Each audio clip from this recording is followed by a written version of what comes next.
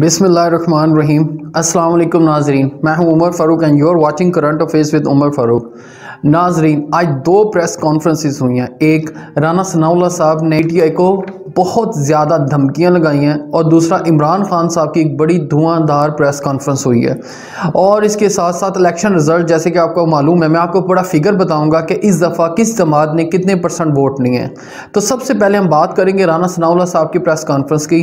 आज इलेक्शन हारने के बाद ख़ास तौर पर राना सनाउल्लाह साहब काफ़ी मायूस नज़र आए, क्योंकि फैसलाबाद की सीट पर जितना वो जोर लगा रहे थे आबद शेर अली साहब के साथ मिल के, हालांकि वो एक दूसरे को देखना नहीं चाहते, मगर इलेक्शन में वो इकट्ठे हुए इमरान खान साहब के ख़िलाफ़, तो उन्होंने बहुत ज़ोर लगाया कि किसी तरीके से हम ये इलेक्शन जीत के इमरान खान साहब को ज़ीलो ख्वार करेंगे। मगर अल्लाह ताला की ज़ात सबको इज़्ज़त देने वाली है, ऐसा ना हो सका। आज काफ़ी गुस्से में प्रेस कॉन्फ्रेंस उन्होंने की है। कुछ उन्होंने सीधा सीधा बातें की हैं जो मैं आपके साथ शेयर करना चाहता हूँ विद द डिटेल्स। सबसे पहले उन्होंने ये कहा है कि पीटीआई ने जत्था कल्चर अपनाया तो मुंह तोड़ जवाब देंगे। अच्छा, ये हर प्रेस कॉन्फ्रेंस में काफ़ी धमकी वाला लहजा रखते हैं। अब तो बिल्कुल सीधे होके आ गया राना साहब। बसन पता नहीं क्या ऐसा उन्हें खौफ व हरास हो गया कि अगर इमरान खान साहब इस्लामाबाद पहुंच गए तो पता नहीं क्या हो जाएगा। दोनों पार्टीज़ ने जिद लगा ली है। वो कहते हैं हमने, पीटीआई वाले कहते हैं हमने इस्लामाबाद जाना है, और राना साहब कहते हैं कि हमने, नून लीग वाले या इत्तेहादी कहते हैं कि हमने इन्हें आने नहीं देना। क्या हो जाएगा अगर वो पहुंच जाएंगे और ये ना पहुंचे तो क्या होगा? तो ऐसा कौन सा कमाल हो जाएगा? ठीक हो गया। आप उनका लहजा देखें, कहते हैं कि हम पीटीआई वालों ने अगर जत्था कल्चर अपनाया तो हम मुंह तोड़ जवाब देंगे। Mean they are ready to do everything. दूसरी बात बड़ी खतरनाक उन्होंने की है, वो कहते हैं कि इब्तिदा आपने करनी है, अंजाम हमारे पास होगा। मसलन आप देखें कि मैं पहले भी इस एक अपने व्लॉग में बता चुका हूं कि राना साहब ऐसे ट्रीट कर रहे हैं पाकिस्तानी कौम को या पीटीआई के सपोर्टर्स को कि जैसे वो पाकिस्तानी शहरी नहीं है, कि किसी और मुल्क के शहरी हैं और उनके साथ ये रवैया अपनाना है। अगर आप पुरअमन एहतजाज करें अब इस जमहूरियत में, फिर आप में की जमहूरियत में और डिक्टेटरशिप में फ़र्क क्या हुआ? मैंने मुशर्रफ साहब का दौर देखा, आप यकीन करें खुलेआम इजाज़त थी, वकला ने इतनी स्ट्राइक्स की या बाकी लोगों ने भी स्ट्राइक की, जो जमहूरी कुव्वतों ने भी स्ट्राइक की। उस बंदे ने अपने तरीके से इसको बिल्कुल आराम से आने दिया, हैंडल किया। ठीक है, कई तशद्दुद भी हो जाता था, मगर चले वो तो एक डिक्टेटर था, आप तो जमहूरी हैं, आप तो कहते हैं हम जमहूरी जमात हैं। तो आप इसके बावजूद भी लोगों को इस तरह डरा धमका रहे हैं कि हम आपको नए शेल मंगवा लिए गए हैं, ड्रोन मंगवा लिए गए हैं और वाटर कैनन का इस्तेमाल होगा। बसन किस महज़ब मुआशरे में ऐसा होता है? अगली बात वो फिर कहते हैं, इससे ज़्यादा धमकी देते हैं, कहते हैं मैं वार्न करता हूँ आपको पूरी ताकत से निपटेंगे। वो कौन सी ऐसी ताकत है राना सनाउल्लाह साहब के पास जो वो कहते हैं हम पूरी ताकत से निपटेंगे, मारेंगे, शेलिंग करेंगे, लोगों के ऊपर रबड़ बुलेट चलाएंगे?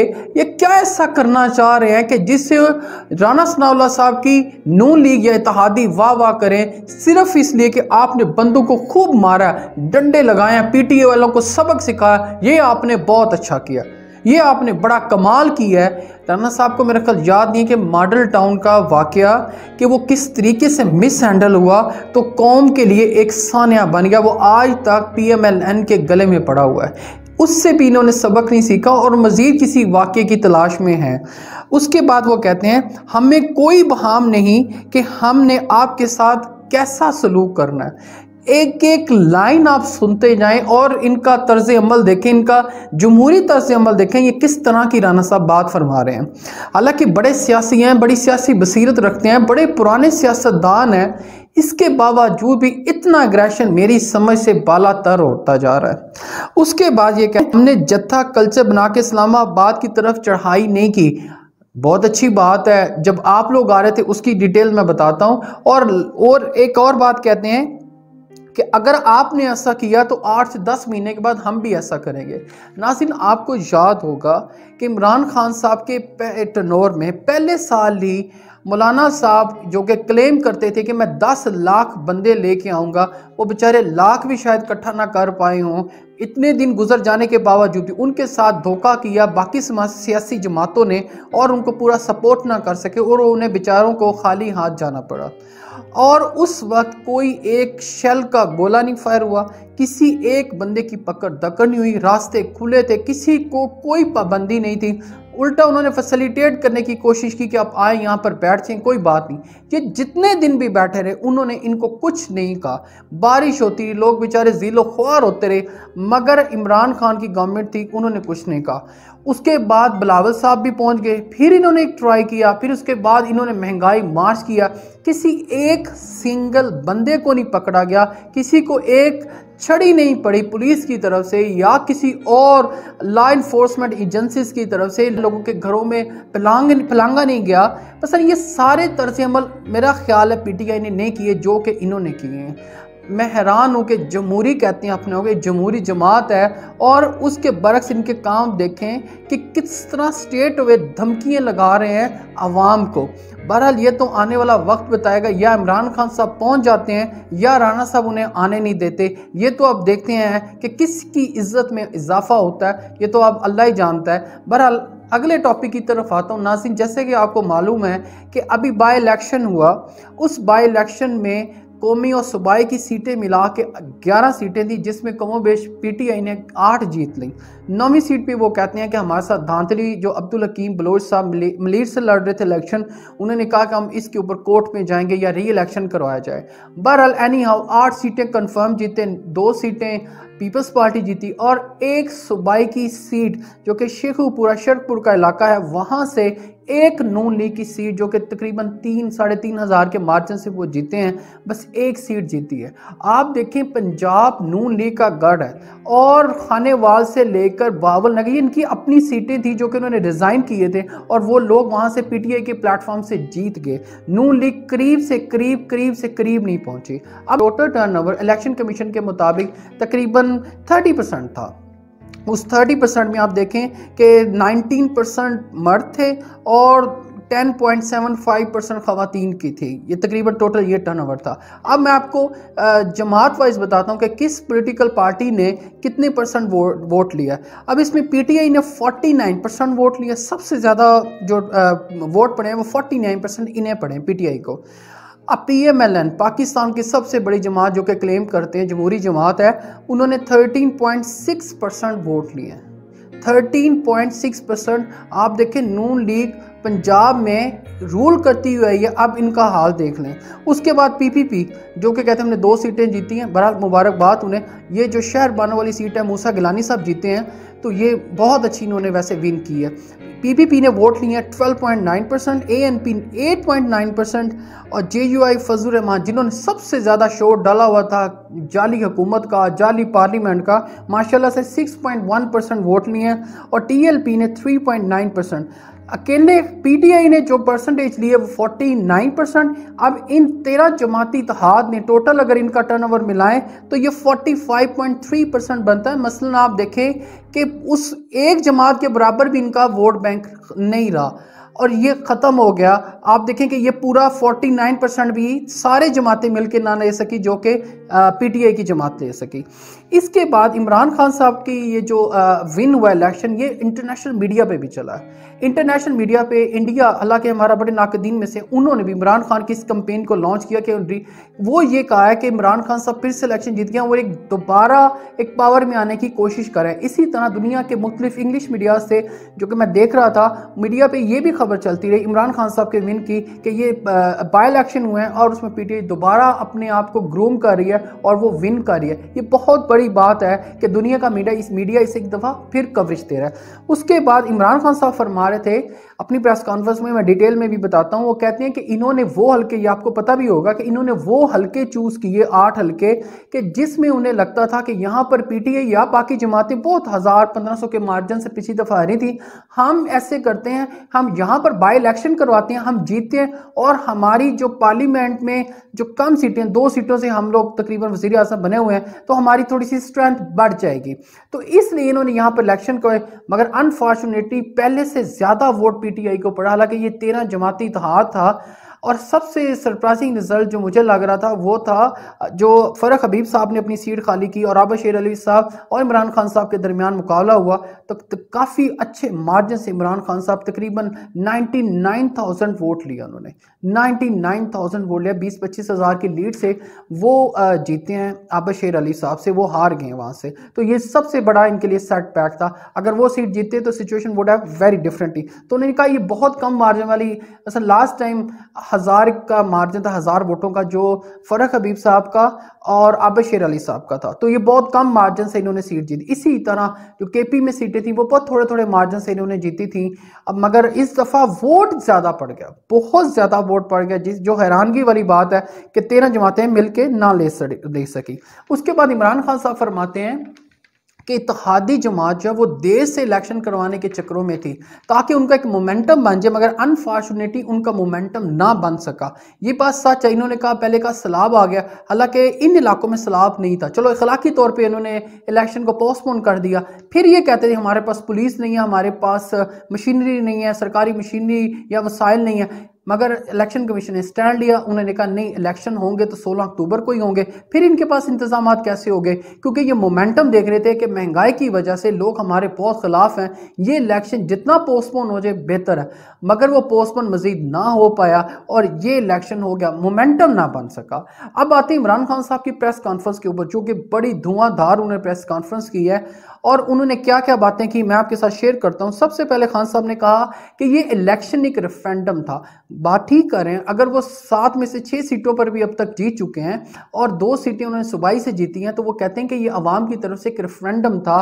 और नून लीग के जराए ये फरमाते हैं कि नवाज शरीफ साहब बड़े गुस्से में हैं और उन्होंने एक कमेटी भी बनाई है, फैक्ट एंड फाइंडिंग कमेटी, जो कि ये तय करेगी कि ये जो इलेक्शन हम हारे हैं बाय इलेक्शन, इसकी वजूहत क्या थी। वैसे उन्होंने जो जुलाई में इलेक्शन हुआ था उस पर भी कमेटी बनाई थी, मगर उस पर कोई खास प्रोसीड ना हुआ। मैं प्रोग्राम देख रहा था तो नून लीग के बड़े सीनियर रहनुमा है राना तनवीर साहब, वो फरमा रहे थे, उनसे क्वेश्चन हुआ क्या मरीम साहब का जाना बनता था? उन्होंने कहा नहीं। उन्होंने कहा अगर मरीम साहिबा थोड़ा अरसा रुक जाती, क्योंकि मैं देख रहा था कोई कंपेन नहीं की इत्तेहादी हुकूमत ने, मौलाना साहब या मरीम साहिबा वैसे हर वक्त ट्विटर पे बैठी रहती थी, अगर वो बिल्कुल दिलो जान से कंपेन करती तो शायद इमरान खान साहब के लिए मुश्किल हो जाता ये इलेक्शन लड़ना और जीतना। मगर उन्होंने बिल्कुल इत्तेहादी जमात ने कोई इंटरेस्ट नहीं शो किया, इलेक्शन लड़ा तो यूसुफ रजा गिलानी ने सही तौर पर इलेक्शन लड़ा, जो कि उन्होंने इलेक्शन लड़ा और वो विन भी कर गए। इन्होंने बिल्कुल बेदिली से इलेक्शन लड़ा और उसका रिजल्ट ये था। राना तनवीर साहब इस बारे में काफ़ी खाइफ नज़र आते हैं। और मोहसिन शाहनवाज रांझा साहब बड़े कानूनदान भी हैं और बड़े पुराने नून लीग के साथ हैं, MNA भी हैं, वो ये फरमा रहे थे, उनका ट्वीट मैं देख रहा था कि अब नून लीग सिर्फ नवाज शरीफ की वजह से जीत सकती है। उन्होंने अपने सिटिंग प्राइम मिनिस्टर के ऊपर भी अदम एतमाद का इजहार किया। तो इमरान खान साहब की ये बात कि अवाम का रेफरेंडम था, तो मेरे ख्याल में ये दुरुस्त साबित हुई। तो उन्होंने ये भी फरमाया क्योंकि वोटर जानता था कि हम ये इलेक्शन के बाद रिजाइन होंगे, इसके बावजूद भी अवाम में बहुत नाज़रीन का वो गुस्सा है किस चीज़ का, महंगाई का। ये जो बातें इमरान खान साहब NRO2 की करते थे वो सारी बातें उनकी सच साबित हुई और अवाम ने उनके ऊपर एक दफ़ा फिर ट्रस्ट किया। तो उन्होंने कहा मुझे पता, अवाम को पता था कि ये इन्होंने असम्बली में नहीं जाना, मगर इसके बावजूद भी वो निकले घरों से और उन्होंने वोट डाले। दूसरी बात ये कहते हैं, बहुत इंपॉर्टेंट बात है, वो मैसेज दे रहे थे पाकिस्तान के इदारों को, मुख्तलिफ इदारों को, कि अब आप सोचें क्या इसी गवर्नमेंट के साथ टाइम गुजारना है या अपने इलेक्शन करवाने हैं। कहते हैं इनका तो यहाँ कोई स्टेक नहीं है, ये यहाँ है कोई नहीं, बच्चे यहाँ कोई नहीं है, ये खुद यहाँ कोई नहीं है, इनके करोड़ों रुपए अरबों रुपए बाहर पड़े हुए हैं, इन्हें पाकिस्तान से कोई लेना देना नहीं है। इमरान खान साहब फरमा रहे थे कि आप खुद सोचें, वो किसको मैसेज दे रहे थे कि आप खुद सोचें कि आप इलेक्शन करवाएं, इलेक्शन की तरफ जाएं, ताकि फ्रेश मैंडेट से लोग आएँ और आके इलेक्शन लड़ें और लड़ के एक नई गवर्नमेंट आए, ताकि पाकिस्तान में स्टेबिलिटी आए, एक पॉलिटिकल भी, इकोनॉमिक की भी। आप किसी भी कंट्री से जब ये मुआहदा करने के लिए जाते हैं, और उन्होंने इसका एक एग्जाम्पल भी साग डार साहब से दिया कि वो पेरिस क्लब जाते थे, वो अमेरिका गए हैं, वो कहते हैं वहां पे जाके वो मिन्नतें करें कि हमारे कर्जों को रीशेड्यूल किया जाए, और उनकी बात नहीं मानी गई, बिल्कुल नहीं उन्होंने मानी। उन्होंने कहा नहीं, ऐसा मुमकिन नहीं है। उन्होंने अभी साग डार साहब को खाली हाथ भेज दिया और वापसी वो नवाज शरीफ साहब से मिल के आएंगे। उन्होंने कहा नहीं, ऐसा मुमकिन नहीं है। आप देखें ये पॉलिटिकल स्टेबिलिटी इन्हें लाया गया, इंपोर्ट किया गया कि ये इकोनॉमी को बेहतर कर दें। उसके बाद इमरान खान साहब ने अपने अमेरिका के टूर के बारे में बताया कि मैंने बड़े कम खर्चे में जाके ये टूर किया था और इन्होंने लाखों डॉलर लगा के भी इनके हाथ कुछ नहीं है, वहाँ भीख मांगते रहे, हमारी मदद करें, हमें पैसे दें, हमारे पास पैसे नहीं है, पाकिस्तान की इंसल्ट करवाते रहे। और उन्होंने ट्रंप के उस ट्वीट का भी हवाला दिया जिसको उन्होंने पाकिस्तान के लिए यूज़ किया, पाकिस्तान के अंगेज, तो उन्होंने कहा मैंने उस पर ट्वीट किया, फिर मेरा अमेरिका का टूर आ गया और हमारी वहाँ कितनी इज्जत थी वो आप देख सकते हैं। और ट्रंप ने खुद मेरा इस्तकबाल किया, कहते हैं ये रिस्पेक्ट थी और अल्लाह ने मुझे दी, ये रिस्पेक्ट मैंने वहाँ से गेन की क्योंकि उन्हें पता था हम बात कर सकते हैं, हम वहाँ भीख मांगने नहीं गए। मैंने किसी किस्म की, उनके ख्याल के मुताबिक कि मैंने किसी किस्म को कर्जा या एड नहीं मांगी, हमने अपने मुल्क के बेनिफिट की बात की, इंटरेस्ट की बात की और वहाँ हमने ये दिखाया कि ये देखिए पाकिस्तान ये चाहता है और बात को अंडरस्टैंड किया गया, वहाँ हमारी रिस्पेक्ट थी। उसके बाद उन्होंने हसन स्वाति साहब के बारे में काफ़ी नाराज़गी का इजहार किया है और काफ़ी सख्त अल्फाज में मजम्मत की है कि यार वो 70 साल बंदा था जिसके घर जाके उनके पोतों के सामने उन्हें पकड़ा गया, उन्हें मारा गया, उनके साथ भी काफ़ी बदतमीज़ी की गई। ये कौन सी डेमोक्रेसी है। रजानी साहब से भी काफ़ी गिला गया कि आपने प्रोटेक्शन ऑर्डर भी नहीं जारी किए, उन्हें बुलाया भी नहीं गया। तो इस मामले में इमरान खान साहब काफ़ी नाराज़ नजर आए चेयरमैन सेनेट के साथ भी। हालांकि काफ़ी अच्छा ताल्लुक रहा, इन्हें दोबारा चेयरमैन सेनेट बनवाने पीटीआई का इमरान खान का काफ़ी किरदार था, मगर उन्हें लगता है इन्होंने कोई ख़ास या पॉजिटिव रोल नहीं अदा किया। तो वो कहते हैं मुल्क में साफ शफाफ इलेक्शन करवाए जाएं और यही वजह, and he is giving the time. वो कहते हैं मैं अभी आपको टाइम दे रहा हूँ, मैं अक्टूबर से आगे नहीं जाऊँगा, इन्होंने स्टेट अवे कह दिया और कहते हैं कि अक्टूबर ये आपके पास, आप इलेक्शन अनाउंस कर दें या मैं आ जाऊँगा, आप इलेक्शन अनाउंस कर दें या मैं आ जाऊँगा। तो ये अब तो देखना पड़ेगा कि हाँ वाकई इनकी बात को सुना जाता है कि नहीं सुना जाता। और लास्ट पे जो मुझे लग रहा था, उन्होंने वो उस प्रेस कॉन्फ्रेंस में जो बात की, उनसे सहाफ़ी ने पूछा कोई बैकडोर आपसे राब्ते हो रहे हैं, कहते बिल्कुल हो रहे हैं और वो माने इस बात को कि हमारे मुज़ाकरात तो हो रहे हैं, मगर इमरान खान साहब की बॉडी लैंग्वेज से या बातों से लग रहा था कि वो मुज़ाकरात को नतीजा खेज हो नहीं रहे और वो जिससे भी हो रहे हैं, जो भी कर रहे हैं, उन्हें लग रहा है कि नवाज शरीफ साहब अभी तैयार नहीं है इलेक्शन के लिए क्योंकि उन्हें पता है उनकी जो जमात है उनके कोई इतना अच्छा चल नहीं रहा लोगों के दरमियान कि वो उस काबिल नहीं है कि वो इलेक्शन लड़ सकें, कि जब तक ये हालात उनकी फेवर में नहीं जाएंगे शायद इलेक्शन नहीं होंगे। मगर इमरान खान साहब मुझे ज़्यादा इन मुज़ाकरात के ऊपर ऑप्टिमिस्टिक नहीं नजर आए, मगर अच्छी बात है बैकडोर मुज़ाकरात हो रहे थे और वो मुज़ाकरात वो कहते हैं चलने चाहिए, बात होनी चाहिए, वो वेट में है। मुझे ऐसे लगता है कि वो वेट में है, बस ये आज अनाउंस कर देना था उन्होंने, मगर अभी भी उन्होंने मैसेज दिया कि अभी भी आप सोच लें, देख लें, मैं आपको I am giving full time, कोई बात नहीं, आप सोचें, इस इलेक्शन को अनाउंस करें ताकि लोग इलेक्शन की तरफ जाएं और पाकिस्तान में एक स्टेबिलिटी आए। इमरान खान साहब की आज की इंतहाई अहम प्रेस कॉन्फ्रेंस थी। अब देखना यह है कि इमरान खान साहब आने वाले वक्तों में अपना क्या डिसीजन करें, मगर ही इज़ रेडी, वो बिल्कुल रेडी। उनके कहते हैं मेरा प्लान बिल्कुल हो गया, मेरी तैयारी नाम आज के हवाले से बहुत ज़्यादा है। उधर से हुकूमत कहती है कि इन्हें रोकने के लिए हमारे पास भी पूरा प्लान है। ये तो आने वाले वक्त में पता चलेगा कि कौन क्या करता है। नाज़रीन अब तक के लिए इतना ही। अपनी और अपने इस चैनल का ख्याल रखिएगा। अल्लाह हाफ़िज़।